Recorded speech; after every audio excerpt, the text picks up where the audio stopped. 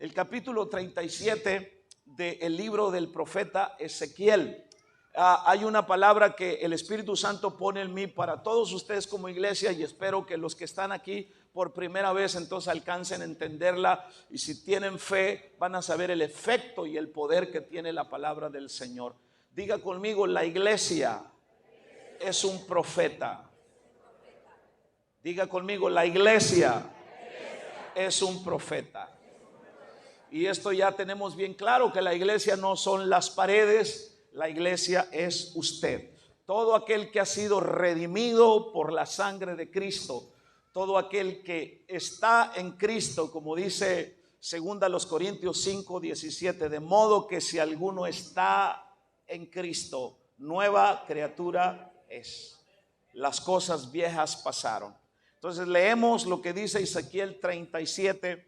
La mano del Señor vino sobre mí y me llevó en el espíritu del Señor y me puso en medio de un valle que estaba lleno de huesos, y me hizo pasar cerca de ellos por todos en derredor. Y he aquí que eran muchísimos sobre la faz del campo, y por cierto secos, dice la Biblia, en gran manera.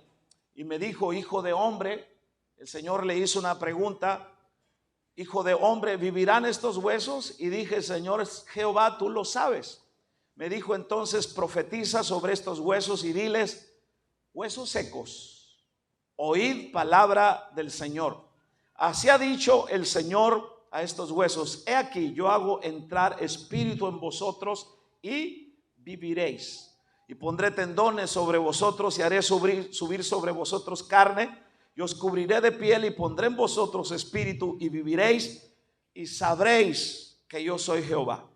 Profeticé pues como me fue mandado, y hubo un ruido mientras yo profetizaba.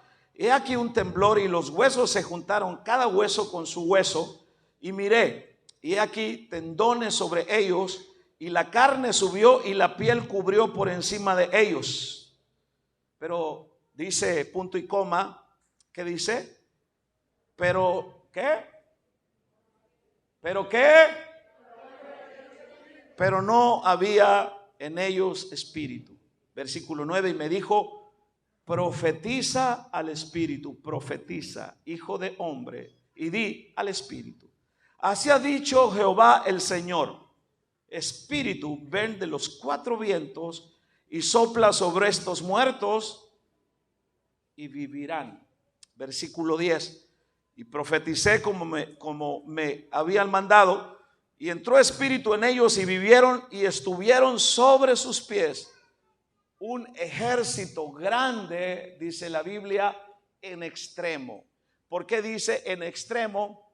Porque no se podía contar. Eran bastantes, que el profeta en esa visión dice eran en extremo grandes. Bueno, este capítulo 37 del profeta Ezequiel es un capítulo profético que se refiere o es referido y dirigido al pueblo de Israel directamente.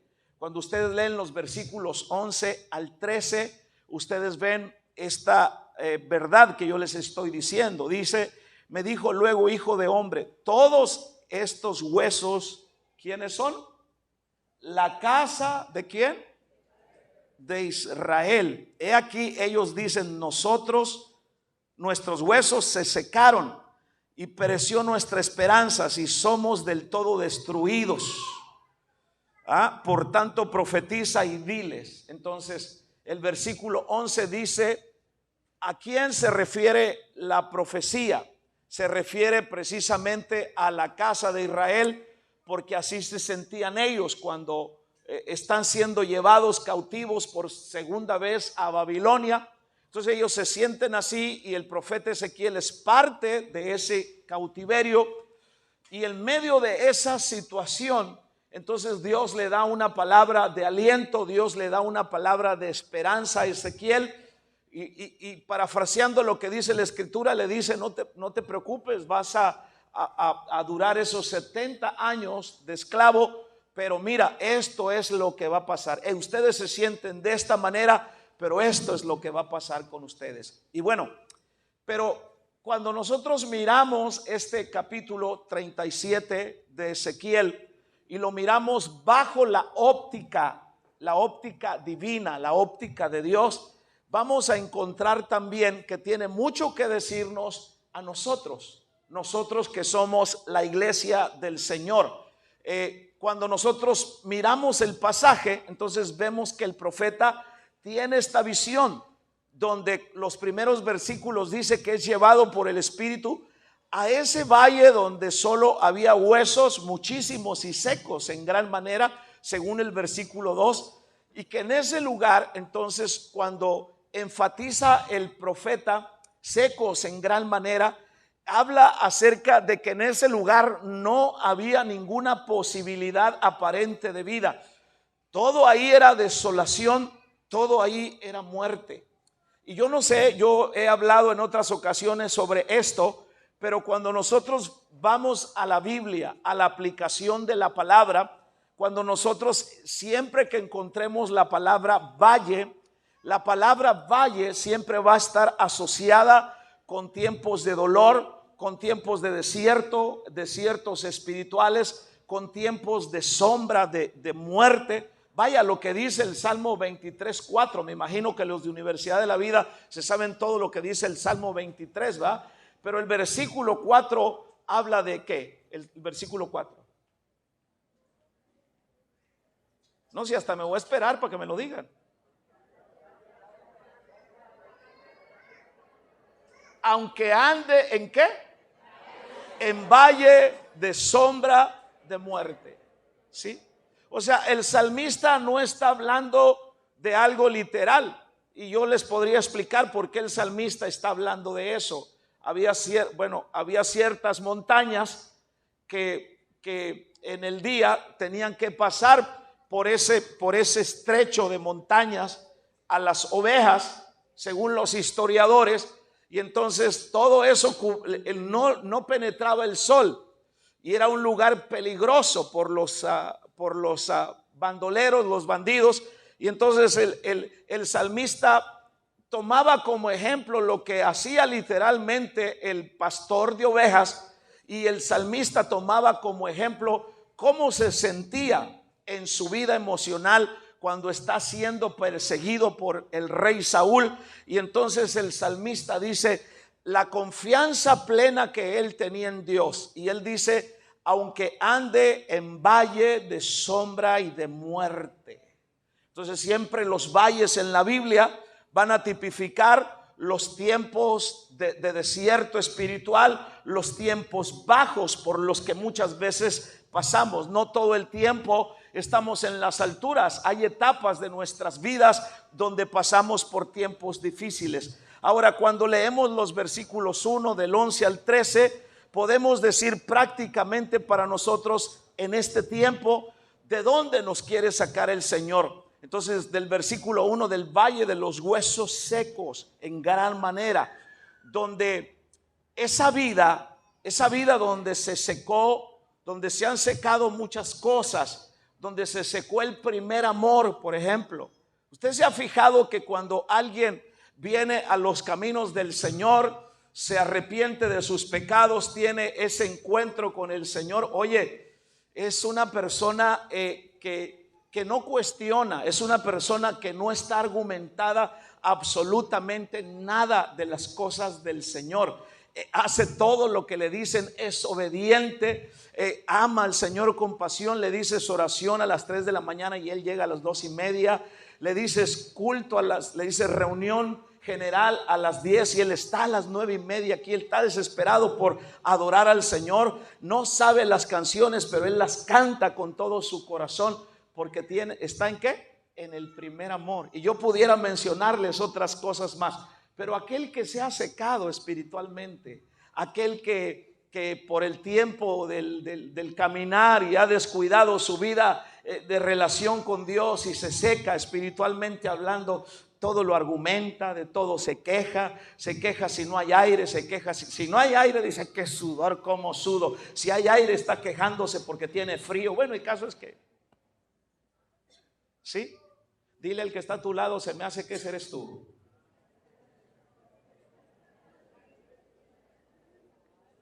¿Cuántos me están entendiendo? Se queja si pides para la obra, se queja si no pides, se queja si va a diezmar, se queja de todo. ¿Me está escuchando? ¿Por qué razón? Porque se secó en el amor. ¿Y qué podemos decir en el matrimonio, cierto? Se seca el amor hacia su esposo, hacia su esposa. Ya no es el mismo amor al principio, como el dicho aquel que todo mundo sabe: jarrito nuevo, ¿dónde te pondré? Y al rato jarrón viejo, ¿dónde te tiraré? ¿Verdad? ¿Cuántos me están escuchando? Promete y promete que va a cambiar, hermano, y no cambia. A lo único que le cambia es al Netflix, porque quiere ver Amazon, y es lo único que cambia, ¿cierto? O sea, es testarudo, testaruda, no quiere cambiar. Se secó en el amor, se secó la vida espiritual, se secó el primer amor. Y los versículos 11 al 13 dice del valle de los deseos de desesperación, porque entonces ellos decían: nuestros huesos se han secado, nuestros huesos se han secado. ¿Cuántas veces nos sentimos desesperados en ese valle de desesperación? Desesperados porque las cosas no nos funcionan, desesperados porque los hijos no cambian, desesperados porque ese nuevo proyecto o ese nuevo negocio que iniciamos no avanza tan rápido como nosotros quisiéramos. Nos desesperamos por muchas cosas. También estamos como en el valle de la destrucción. Ellos decían: estamos completamente destruidos. Versículo 12 nos habla del valle de la muerte. El Señor dijo: los voy a sacar de sus sepulcros. Hay ocasiones que también nosotros nos sentimos como en sepulcros, ¿cierto? Ahora, quizás su vida, mi amado hermano, mi amado amigo, quizás hoy su vida sea un reflejo de lo que el pasaje de Ezequiel 37 está revelando. Una vida seca en gran manera, rodeada solo de dificultades, de dolor, de desesperación. Pero en medio de semejante cuadro desolador, pareciera que el Señor quiere probar la fe del profeta, ¿cierto? Quiere probar la fe del profeta, porque he de decirles algo. Dios, cuando nosotros estamos pasando por nuestros valles, llámese como se llame su valle, no es que Dios no lo ame, no es que Dios no esté con usted, es que Dios está probando su fe, es que Dios quiere hacerle mejor en su fe, quiere hacerle crecer en su fe. Porque hay ocasiones que nosotros oramos porque Dios aumente nuestra fe, y tenemos una idea muy rara y muy fuera del principio bíblico de lo que significa que nuestra fe pueda crecer y pueda aumentar. Entonces creemos como que Dios vendrá como un tipo mago Merlín, y oramos y decimos: Señor, aumenta mi fe porque siento que esta prueba no la voy a superar, necesito una fe mayor. Y sentimos como que Dios vendrá como el mago Merlín con una vara a tocarnos. Ahí está, te aumento tu fe. Qué bueno que así fuera, pero la realidad que no es así. La realidad es cuando tú pides aumento de fe, entonces prepárate para pasar por tus desiertos, prepárate para ser probado, prepárate para pasar por tus valles, prepárate, porque entonces Dios va a tratar contigo. Y no es que Dios no te ame, Dios te ama, pero Dios entonces necesita tratar con tu carácter. Imagínate tú con el carácter tan terrible que tienes, imagínate con el comportamiento tan horrible que tú tienes, que el Señor te aumente la fe. Imagínate eso. Si el Señor no lo hace, primero tiene que tratar contigo. ¿Cuántos dicen amén por eso? Así que dile al que está a tu lado: soporta el proceso y no te duermas. Sí, Señor. De una vez las dos cosas, ¿verdad? Gloria al Señor. Y mis hermanos, cuando el Señor le habla entonces al profeta en el versículo 3, ¿sí? Y le pregunta si esos huesos pueden vivir.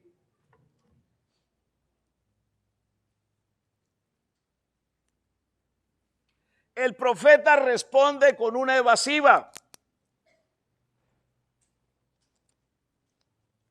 ¿Cuál fue la respuesta del profeta? el profeta responde, Señor, ¿qué le dice? Tú lo sabes, yo no lo sé. Y luego de esa respuesta, y es aquí donde yo estoy centrando mi mensaje, aunque hablo de toda la historia, pero es aquí el versículo clave de revelación o la palabra rema para esta mañana. Luego de esa respuesta, el Señor le dice que profetice a los huesos secos para que escuchen la palabra del Señor. Versículo 4, esa es la palabra rema para nosotros en esta semana. ¿Qué le dice el Señor? ¿Qué le dice? Entonces le dijo, profetiza a estos huesos y diles,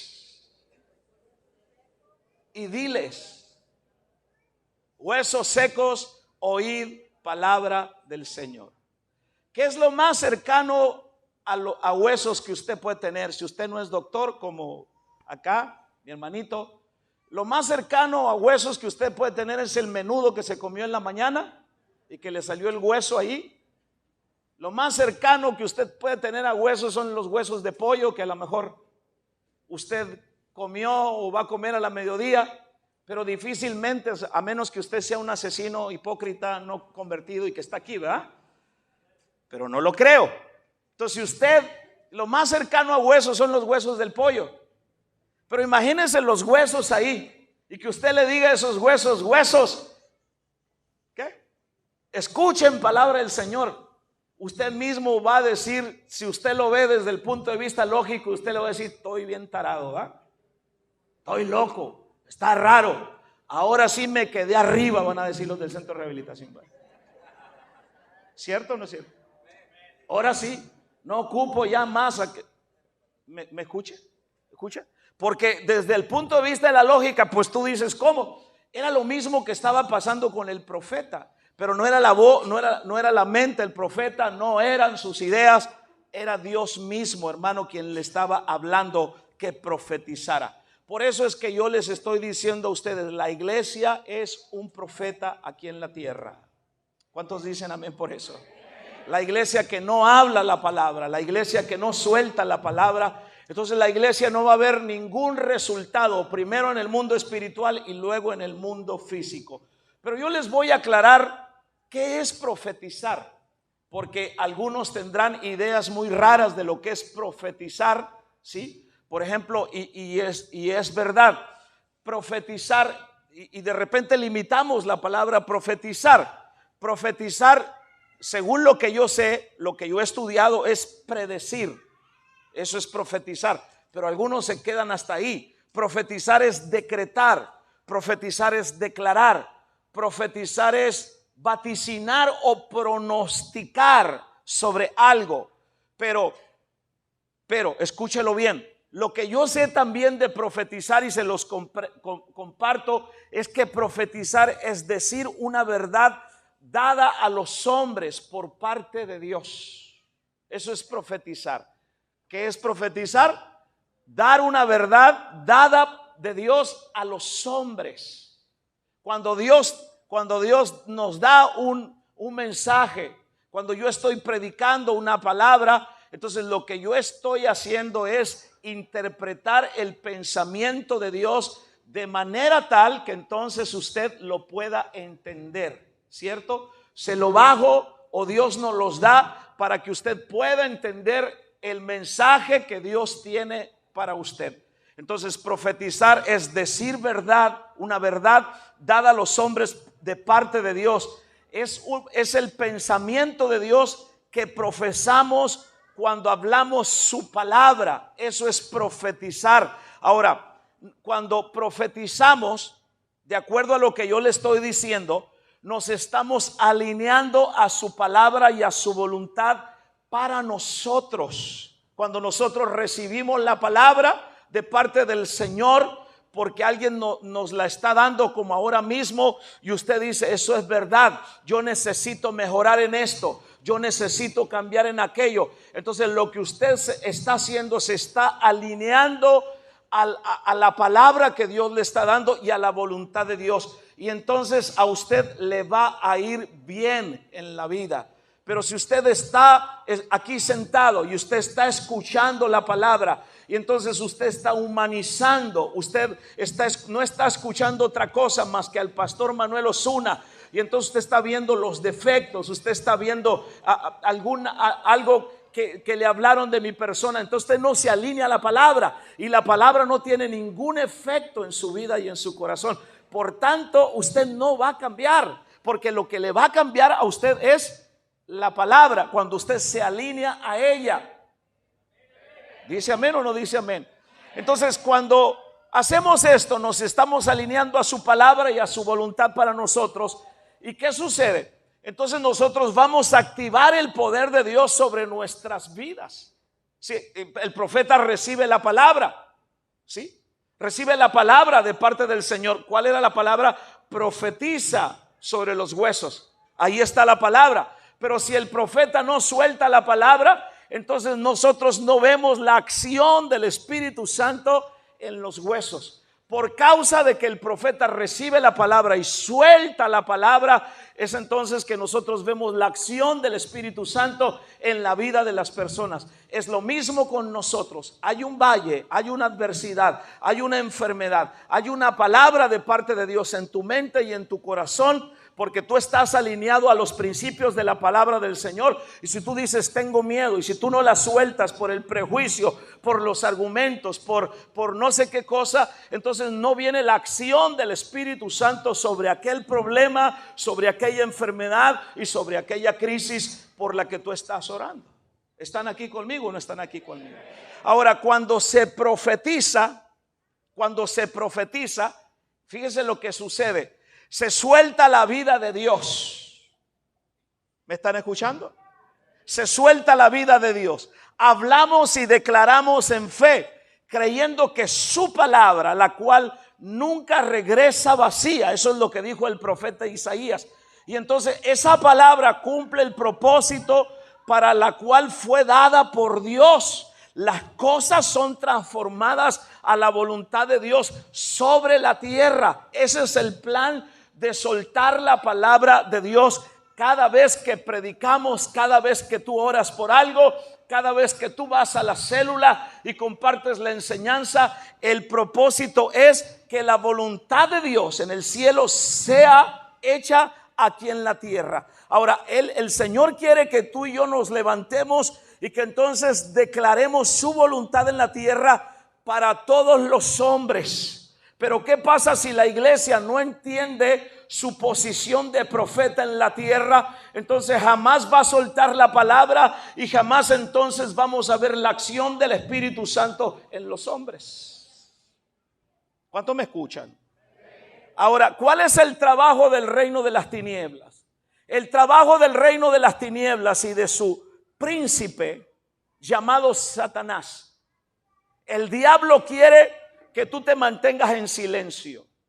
Por eso, mira qué importante es adorar. Cuando tú adoras y la letra que te ponen en la pantalla, tú la cantas, entonces tú estás profetizando en el reino de las tinieblas. Por ejemplo, haremos historia y anunciaremos.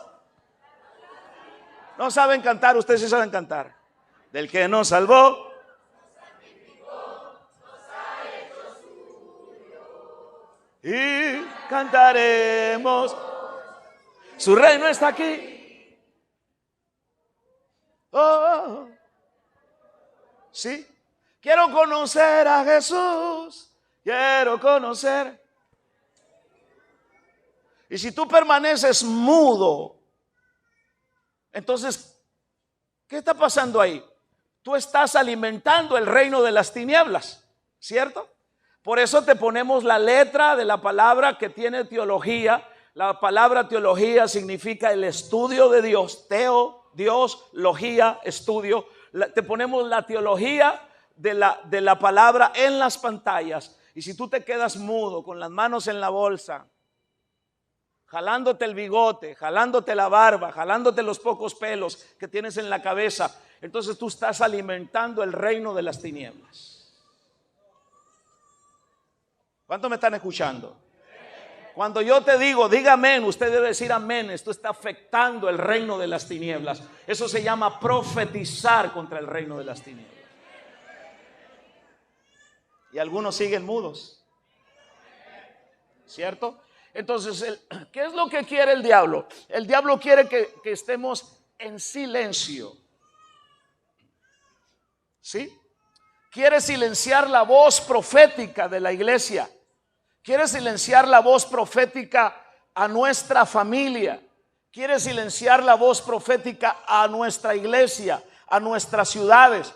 Y no podemos dejar de hablar la palabra profética más segura y de verdad para nosotros. Segunda de Pedro 1:19 dice que la palabra de Dios es la más segura para nosotros. Ahora, la profecía es el sonido de Dios en la tierra y nos usa a nosotros para llevarla. En ella hay bendición. En esa palabra profética hay libertad, hay vida. Y se derriban estructuras diabólicas cuando tú sueltas la palabra, cuando tú hablas la palabra en un hogar, cuando tú hablas la palabra en una ciudad, cuando tú hablas la palabra real y Dios, pero va en conexión con una vida íntegra, con una vida consagrada, con una vida que está conectada con Dios. No hay problema, porque algunos tienen una distorsión tan terrorífica en su vida que pueden decir, no importa que sea un borracho, un adúltero, Dios me sigue usando. No es así.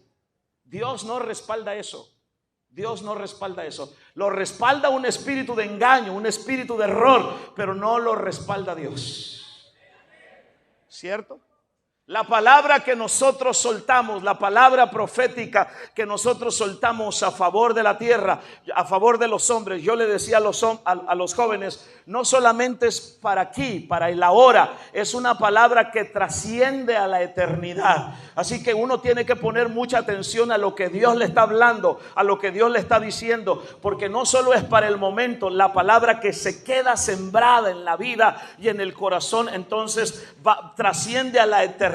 ¿Cuántos alaban el nombre del Señor para siempre? Alábele, que Él vive. Gloria a Dios. Así que la profecía, mis amados, es el sonido de Dios en la tierra y nos usa a nosotros para llevarla. En ella hay bendición, libertad, hay vida y se derriban estructuras diabólicas. Se derriban fortalezas que tienen atados a los hombres en miseria, en maldición. La iglesia, o sea, nosotros somos la voz profética. Hay un sonido de Dios que sale para establecer el reino de Dios en la tierra, y esa palabra está en cada uno de nosotros. Nosotros establecemos el reino de Dios en la tierra. Bendito sea el nombre del Señor para siempre. Cuando tú vas a tu célula,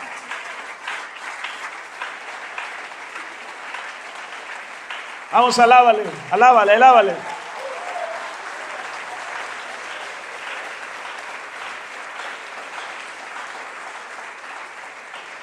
Cuando tú vas a tu célula, líder, tú debes de ir con esta mentalidad y bajo esta actitud. Yo soy el profeta de Dios para esta parte de la ciudad.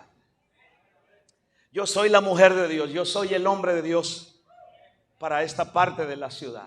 Y si todos proclamamos eso en distintas partes, hermano, afectaremos el reino de las tinieblas cuanto más podamos. Ahora, la voz profética trae orden, ¿cierto? La voz profética resucita lo muerto y fortalece lo frágil o lo débil. Todo esto lo vemos cuando Ezequiel le dio orden a los huesos. Le dijo el Señor que profetice sobre los huesos.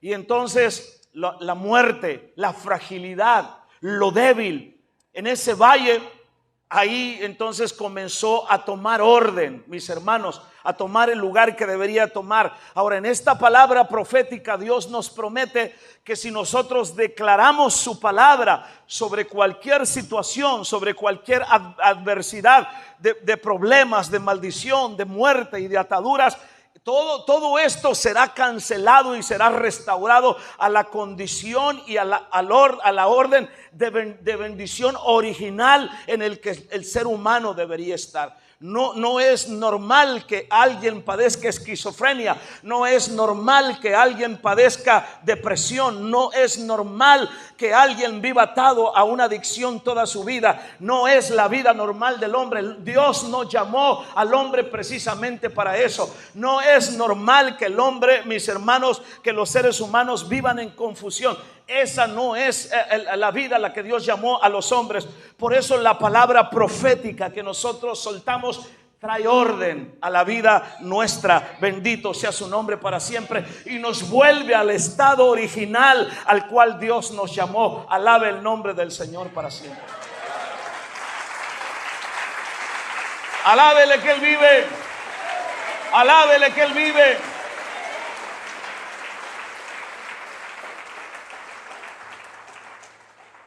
Entonces, hasta este momento yo tendría que preguntarle a usted, iglesia, ¿estamos profetizando la palabra de Dios? ¿Estamos profetizando la palabra de Dios? Espero que sí. Ahora, hermanos, el poder de la vida y la muerte, dice Proverbios 18:21, el poder de la vida y la muerte, ¿dónde está? ¿Dónde está? En lo que declaramos. Lo que declaramos con nuestros labios es vida o muerte, ¿cierto? Ahora, así que profeticemos con fe. Profeticemos con fe la palabra sobre nuestros seres queridos, sobre nuestra economía, sobre nuestras vidas. Profeticemos bendición. Profeticemos orden, profeticemos vida, profeticemos restauración de los hogares que están bajo peligro de separación, cualquiera sea su situación adversa. Declaremos que ya está cancelado toda adversidad en el nombre de Jesús. Para eso estás en ese hogar, líder de célula, para ser el profeta de esa casa, para ser el profeta de ese barrio. Alabado sea el nombre de Jesús para siempre. Sea un profeta de Dios para tu hogar, sea un profeta de Dios para tu célula, sea un profeta de Dios para muchas otras cosas más. Porque de la única manera que usted puede obtener buenos resultados en su vida es que usted hable lo que Dios dice. Si usted no habla lo que Dios dice, entonces usted no tendrá los resultados de Dios para su vida. Hable lo que Dios dice y entonces usted obtendrá los resultados divinos a su favor, los resultados de Dios para su vida. Bendito sea el nombre del Señor para siempre. Si usted no habla lo que Él dice, usted no ve el resultado alguno sobre aquella necesidad que usted tiene. Hable lo que Dios dice. No hable lo que dice fulano, no hable lo que dice el humano, hable lo que Dios dice en su palabra. Y si usted habla lo que Dios dice en su palabra, usted tendrá resultados divinos a su favor. Bendito sea su nombre para siempre. Gloria al que vive, alabe lo que Él vive. Escuche bien. Por eso qué importante es, de repente ustedes me escuchan decir cosas y luego por un oído les entra y por el otro les sale. Pero yo les digo que a la iglesia se viene con 4 cosas. ¿Alguien sabe qué 4 cosas tiene uno que traer a la iglesia? ¿Ah? Biblia, cartera. Sonría que Cristo le ama. Ya va a pedir. Biblia, cartera, libreta y pluma. Ese es de Universidad de la Vida, ¿va? Porque yo se los enseñé a los de Universidad de la Vida. 4 cosas que yo debo traer a la iglesia. Levante sus manos. ¿Qué 4 cosas? Levante la mano. ¿Qué 4 cosas? A ver, dígamelas.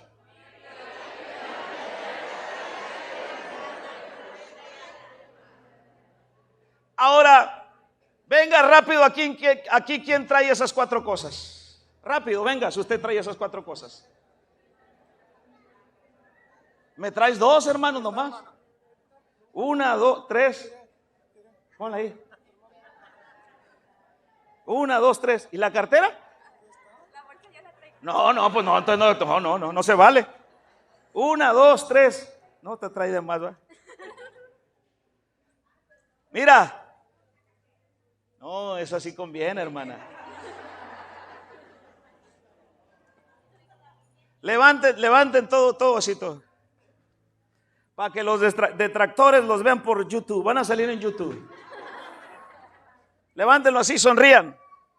Que se vea su cartera. Eso es profético. Eso es profético. Siéntense, por favor. Eso es profético. ¿Cierto? Entonces, si nosotros no traemos el primer elemento que se llama Biblia, si no leemos lo que dice la Biblia, si la única, ¿qué? No es nada. Si la única tiempo cuando nosotros leemos la palabra es cuando nos lo ponen en la pantalla y leemos una cosa por otra, hermano, entonces ¿qué vamos a profetizar? ¿Qué vamos a hablar? ¿Sí? Profetizar, mis amados, es verbalizar lo que Dios dice acerca de una situación en particular. Eso es profetizar. Verbalizar lo que Dios dice acerca de una situación en particular. Son palabras dirigidas a esa situación. Dios no le dijo que hable a personas vivas, le dijo que hable a los huesos secos. Profetizar es verbalizar lo que Dios ha dicho acerca de una situación. Si yo vengo enfermo, ¿cierto? Entonces yo no voy a profetizar lo que dice el doctor Símil. No que no crea en la medicina, creo en la medicina, creo que Dios usa a los médicos, pero primero es Dios. Entonces lo que yo voy a profetizar es, un ejemplo, lo que dice Isaías 53. Pero si yo no sé lo que dice Isaías 53, entonces ¿qué voy a hacer? Estoy enfermo, enfermedad,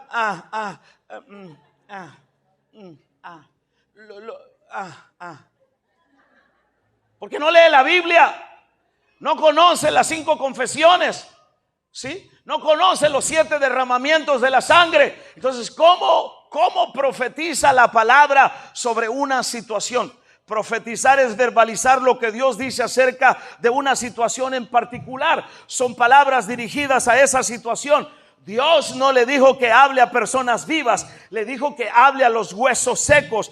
La diferencia, escuche bien, entre un creyente en Cristo y uno que no lo es que aquel que es creyente ha aprendido a hablar a los huesos secos, ha aprendido a hablar a lo muerto, ha aprendido a hablar a ese matrimonio sin vida, a esas finanzas muertas, a ese ser querido que está muerto en pecado. Aprenda a abrir su boca, aprenda a hablar a lo que está seco y muerto y hable la palabra. Ore la palabra, cante la palabra, sueñe la palabra del Señor y diga: matrimonio, no vas a morir. Diga: matrimonio, vivirás. Y declare la palabra de Dios. Lo que Dios ha unido, ningún hombre lo separe. Diga: no, diablo, no has de tener a mis hijos. No importa lo que usted está enfrentando, Dios tiene todo preparado para que sea usted alguien más que vencedor. Mi hermano, tal vez usted está pasando lo que dice el capítulo 37 del libro del profeta Ezequiel, pero ahí no solamente está el valle de los huesos secos, ahí también está la solución a una crisis, a un problema. Y la solución a una crisis y a un problema no son las filosofías baratas de este mundo. La solución a una crisis y a un problema viene de parte del mismo Dios, que nos dejó plasmado sus pensamientos en algo que nosotros llamamos Biblia. Bendito sea su nombre para siempre. Y si usted no utiliza la palabra de Dios como arma de guerra, usted se verá derrotado vez tras vez cuando venga la crisis y cuando venga el problema sobre su vida. Hable la palabra, declare la palabra, profetice lo que Dios dice en su palabra. Bendito sea su nombre para siempre, y usted verá los resultados que usted está esperando de parte de Dios para su vida. Alábele si puede. Oh, gloria. Oh, gloria al Señor. Alguien ha dicho que usted será siempre el producto de lo que usted está hablando. ¿Qué es lo que usted está hablando de usted? ¿Qué es lo que usted está hablando de sus hijos? ¿Qué es lo que usted está hablando de su esposo, de su esposa? Usted dice: este hombre no cambia. No cambia porque usted le está viendo la parte mala. comience a ver ese vislumbre. Veo a su esposo en un túnel oscuro, pero vea lo que su esposo le está diciendo. Ven, mija, a la luz, aquí estoy. Camina a la luz, aquí estoy. Y usted dice, no veo oscuridad, veo que no cambies. Pero hay un vislumbre de cambio en la vida de su esposo. Comience a declarar que así será. Alabado sea el nombre de Jesús para siempre. Dígalo sobre su esposa también.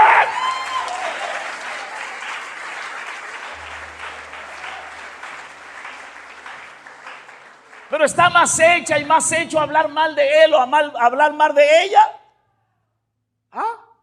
¿Cuántos me están escuchando? Como que muchos se quedaron así como que estaba diciendo el pastor, ¿verdad? Usted será siempre el producto de lo que usted está hablando. Mañana será lo que hoy habló. Mañana usted recogerá los frutos que hoy usted está sembrando. Hable, tiene que declarar la palabra, suéltela de una vez. Que la palabra nunca va a regresar vacía. Cuando doble sus rodillas, hermana o hermano, diga: Señor, gracias porque mi esposo es un gran hombre de Dios. Diga, levante sus manos y comience a adorar. Diga: Señor, gracias porque mi esposa es una gran mujer de Dios. Alabado sea el nombre de Jesús para siempre. Mujer, diga: Señor, gracias porque siento el peso del cheque en mi mano derecha, Señor, que mi esposo está trayendo sobre mí. Señor, te alabo, te adoro, te exalto. Gloria, gloria al Señor. Diga,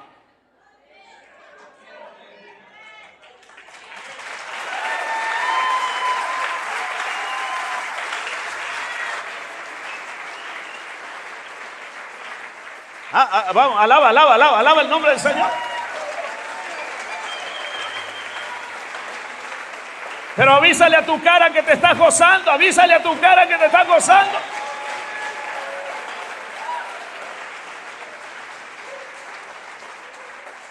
Pero siempre está hablando negativo. Siempre está hablando contrario. ¿Me está escuchando? Por eso si tu hogar ha perdido la esperanza, Dios quiere levantarte a ti como una voz profética, con un mensaje de resurrección, un mensaje de esperanza, y que todo aquello que estaba seco, todo aquello que está adormecido por el pecado, todo aquello que está muerto, entonces vuelva a tomar vida, vuelva a despertar la esperanza de que Dios cumplirá su promesa. Si tú vienes aquí, cada palabra que yo te predico a ti, cada mensaje que yo te predico a ti, tú no lo pones por obra. Mira, no importa cuántas veces tú puedas venir a esta casa, es más, te puedo poner más aires acondicionados y te puedo tener como una paleta de hielo en la parte alta del refrigerador. Te me vas a congelar y no vas a cambiar absolutamente nada, porque no pones por obra la palabra que yo te predico.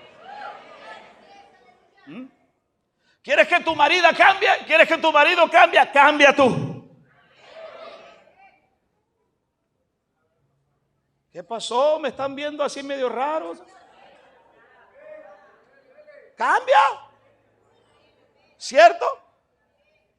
Cuando llegue a la casa, trátalo con amor. Cuando llegue a la casa, caliéntale los frijoles. Siempre se los das fríos del refrigerador. Caliéntaselos. Lo vas a sorprender.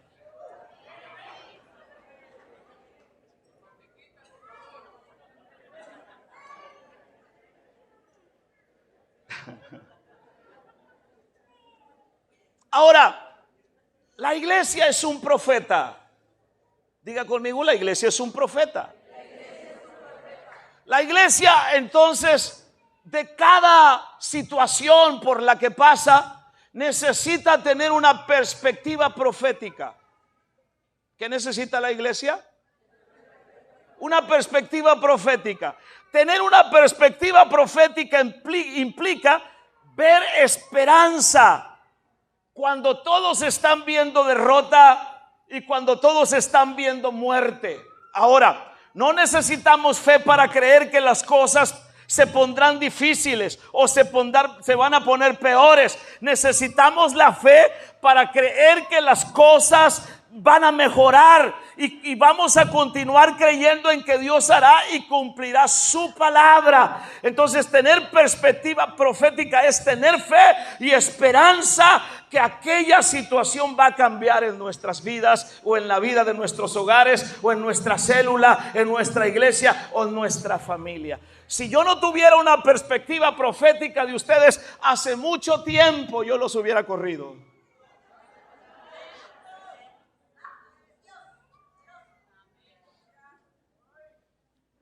Pero mire, escuche bien. Si la iglesia va a ser la voz profética de esta tierra, entonces necesitamos tener ¿qué? Una perspectiva, ¿cómo? Profética, diferente de la situación. ¿Qué es perspectiva? Simple y sencillamente es como, qué bendición tener estos lentes, porque sin lentes yo no veo estas letritas que están aquí. Si yo me quito mis gafas, alguien dijo una ocasión, yo tenía mi celular aquí en la mano, no traía lentes, me resistía a usar lentes, como muchos de ustedes, porque se sienten viejos y usan lentes, pero están viejos aunque no usen lentes, ¿verdad? Y sí, doctor, sí, hermanita. Entonces yo hacía, como yo he visto a muchos de ustedes que hacen lo mismo, se pintan el pelo, no quieren que las canas se les vean, pero el celular lo avientan hasta acá, mire así. No ocupan lentes, ocupan una mano más larga, ¿va? Pero la vida así es. Hubo un tiempo donde yo no ocupé lentes, pero pues hoy tengo que aguantarme. Amén. Como dijo el salmista, joven fui envejecido. ¿Cierto? Ahora, perspectiva, entonces, una cosa es ver en este ejemplo, la Biblia sin lentes, y otra cosa es ver la Biblia con lentes. Sin lentes yo no veo nada. Las letras se me ríen y se me burlan. Pero con lentes yo veo exactamente lo que dice la Biblia y lo que tengo que predicar y lo que tengo que decir. Pues eso es perspectiva, mis hermanos, de las cosas. Y hay tres perspectivas proféticas en medio de las dificultades que la iglesia necesita hacer. Número uno, tiene que tener discernimiento espiritual. ¿Qué tiene que tener? De una situación.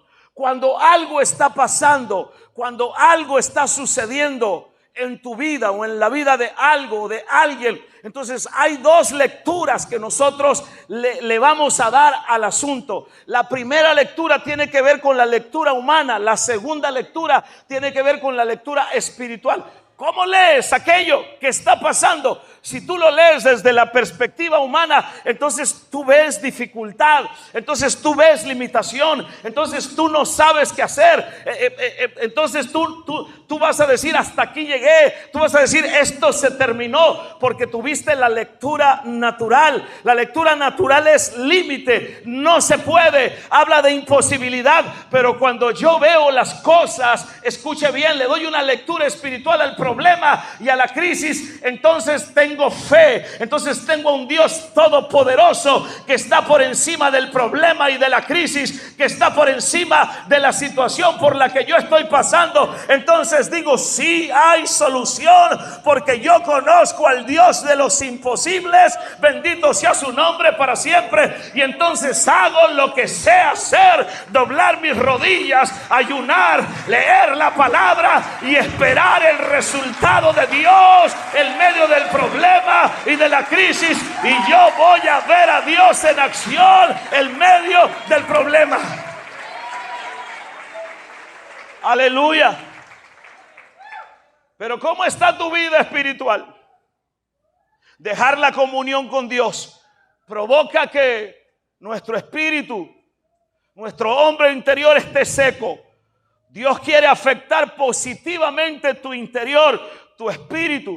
Que te enfoques primero en lo que sucede en tu interior y tener la fe para que Dios reviva lo que está muerto. Y tú te tienes que preguntar, ¿Ya viste lo que está sucediendo en tu casa? Hay muerte, hay escasez, hay derrota, pero la pregunta importante es, ¿puede Dios revivir todo esto? ¿Puede Dios transformar y traer vida en medio de esa crisis, en medio de esa situación difícil? Tú te tienes que hacer esa pregunta, y de acuerdo a cómo tú seas, de acuerdo a cómo tú leas, es que tú vas a responder, porque esa es tu perspectiva. Perspectiva profética. Pero no solamente debemos discernir la situación espiritual, pero además en cada problema y en cada crisis debemos discernir el plan de Dios. ¿Qué debemos discernir? ¿Qué plan tiene Dios con aquello que estoy pasando? ¿Qué dice Dios? ¿Qué plan tiene Dios? El plan de Dios fue resucitar los huesos secos que Ezequiel vio. Y ese sigue siendo el plan de Dios en nuestras vidas. El profeta Ezequiel entendió esto y pudo discernir que los planes de Dios siempre prometen esperanza, ¿cierto? ¿Estás listo para ver el plan de Dios por encima de toda situación por la que tú estés pasando? ¿O ya te acomodaste? ¿Ya te hiciste a la situación que dices, esto no va a cambiar, yo voy a seguir así, mi situación va a seguir así, esto no va a cambiar? Y Dios tiene un plan y no se ha realizado y no ha resultado el plan de Dios porque tú no lo has discernido. Perspectiva profética. ¿Cuántos están aquí? Número 3. Profetizar los planes de Dios. ¿Están aquí? Entonces no basta solo con conocer el plan de Dios, debemos profetizarlo. Esta fue la tercera dimensión profética a la que Dios llevó a Ezequiel. Dios quería ejecutar sus planes, pero no lo quería hacer solo. Invitó a Ezequiel para hacerlo juntos. Dios podía resucitar o darle vida a esos huesos secos él solo. Sí lo podía hacer. Pero Dios no quería hacerlo solo. Dios quiso hacer partícipe a Ezequiel. Como hay muchas cosas en esta vida y en esta tierra de las cuales Él te quiere hacer partícipe. Bendito sea su nombre para siempre. Yo soy un hombre de Dios, yo soy un pastor porque a Él le plació que yo fuera. Tú miras muchos defectos en mí, tú me murmuras de muchas cosas, tal vez, ok, correcto, pero una cosa yo sé, el que me llamó no fuiste tú, el que me llamó se llama Jehová de los ejércitos. Bendito sea su nombre para siempre. Y puedo tener muchos defectos y no te puedo parecer el correcto, pero tú no me llamaste, me llamó Dios. Y yo estoy feliz de que Dios me haga partícipe de sus planes. Gloria a su nombre para siempre. Ahora Dios puede reunir lo que está despedazado. Él tiene la capacidad de levantar lo que está seco, de unir lo que está dividido. En este tiempo Dios está trayendo unidad en la familia. Dios quiere construir corazones fragmentados, pero tenemos que profetizarlos. ¿Cuántos dicen amén por eso? Ezequiel no solo profetizó una vez, lo hizo 2 veces como Dios lo ordenó, y el aliento de vida entró sobre los huesos secos. Hoy es tiempo de que te levantes y profetices los planes de Dios sobre tu vida, sobre tu familia, sobre tu célula, sobre tu ciudad y sobre tu nación. Alabado sea el nombre de Jesús para siempre. ¿Cuántos dicen amén por eso? Alabe el nombre del Señor en esta hora. Vamos, alábelo. Oh, gloria al Señor. Déjeme cerrar con esta palabra. Versículo 10 de Ezequiel 37.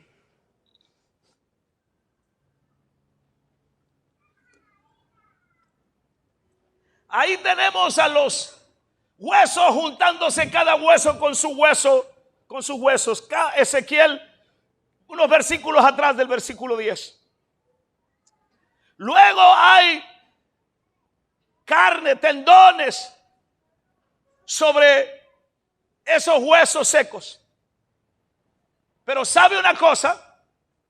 ¿Sabe lo que eran esos huesos con carne? No eran otra cosa sino cadáveres. No tenían vida. Cadáveres amontonados según la visión del profeta Ezequiel. Y el versículo 10 nos dice, lea en su Biblia, y profeticé. ¿Cómo qué? Como me han mandado. Y entró espíritu en ellos. Y vivieron y estuvieron sobre sus pies un ejército grande en extremo. Dice el profeta Ezequiel. Primero vino el aliento de vida. Igual como sucedió en el libro del Génesis, cuando Dios formó al hombre del polvo de la tierra. Estaba inerte, sin vida, y vino el hálito de Dios sobre el barro y el hombre cobró vida, ¿cierto? Había la vida de Dios en él. Pero el profeta Ezequiel no solamente habla del aliento de vida, lo que tú tienes, porque hay gente que está aquí, tiene existencia. Hay gente que está afuera, tiene existencia, pero no tiene la vida de Dios sobre ellos. Quien tiene la vida de Dios sobre él o sobre ella, entonces tiene pasión por Dios, tiene amor por la gloria de Dios, busca a Dios con todo su corazón. Bendito sea su nombre para siempre. ¿Cuántos alaban el nombre del Señor? El que tú estés sentado en esta iglesia, escúchelo bien, el que tú estés ocupando la silla de esta iglesia y que estés respirando, eso no dice que tienes la vida de Dios. Tienes existencia. Tú estás sentado aquí, pero tú estás murmurando, tú estás criticando. La palabra no te toca, la palabra no te ministra. Necesitas la vida de Dios sobre ti. Estás peleando con lo que yo digo. Tienes existencia, no tienes la vida de Dios sobre ti. Pero esta mañana el Señor dice, profetiza sobre esos muertos y vivirán.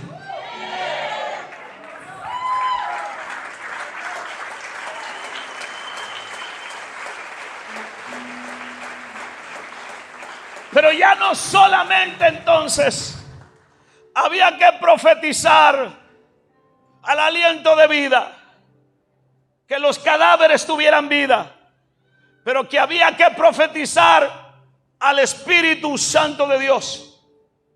Porque ahí en el pasaje ves espíritu con E minúscula y ves espíritu con E mayúscula.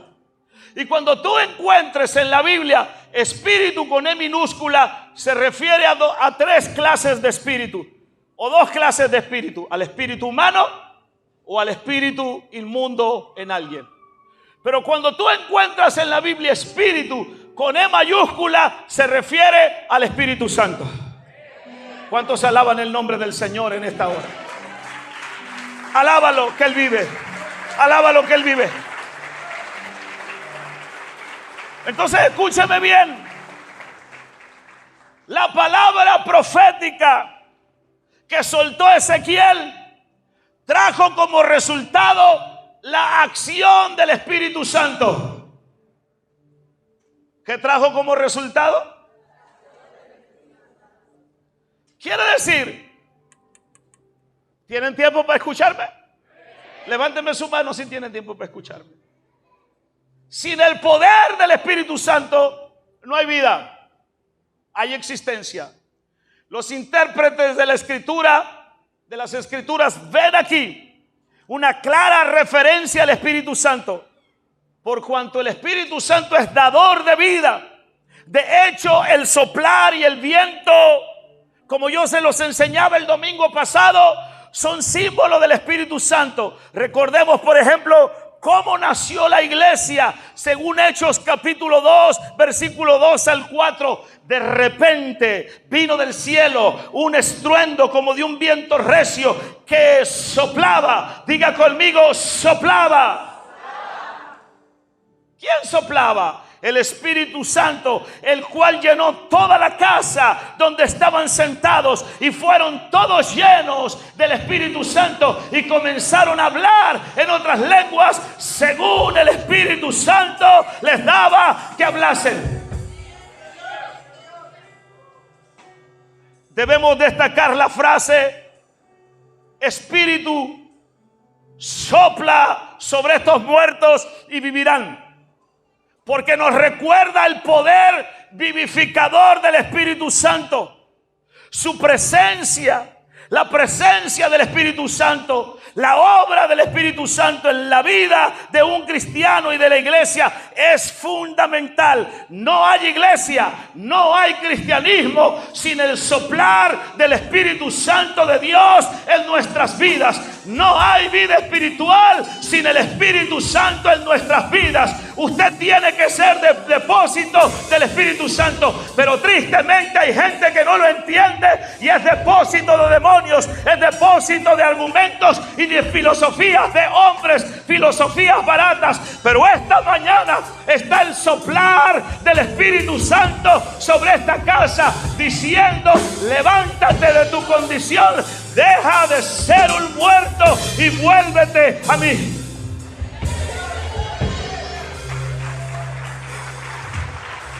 Alábalo, alábalo.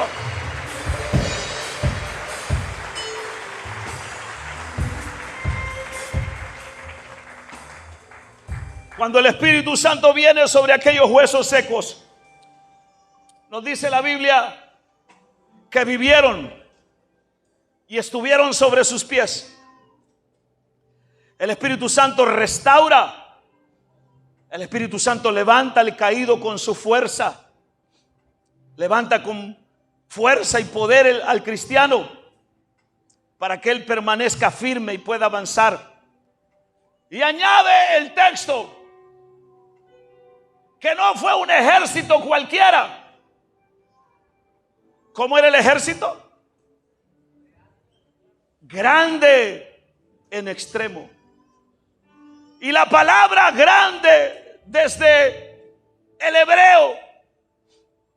hebreo, usada aquí, indica grande en tamaño, en número, poder, importancia. En otras palabras, era un ejército sumamente enorme. No era para nada un ejército pequeño, frágil, débil. No, era un ejército poderoso, grande en extremo. ¿Y sabe qué es lo que marcó la diferencia? El poder del Espíritu Santo de Dios en sus vidas. Bendito sea su nombre para siempre. Y eso es lo que tú necesitas: el poder del Espíritu Santo de Dios sobre tu vida. Nada te puede cambiar, a nadie tú puedes cambiar. El único que te puede cambiar se llama Espíritu Santo. Tú no puedes cambiar a tu hijo, tú no puedes cambiar a tu marido. El Espíritu de vida sí lo puede cambiar. Alabado sea el nombre de Jesús para siempre.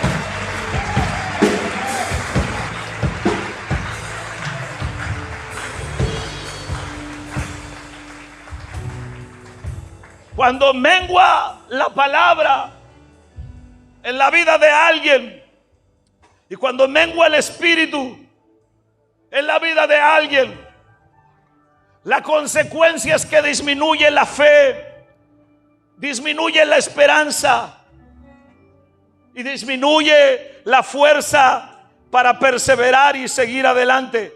Por eso el Espíritu Santo tiene el poder de transformar nuestro caos en gran victoria.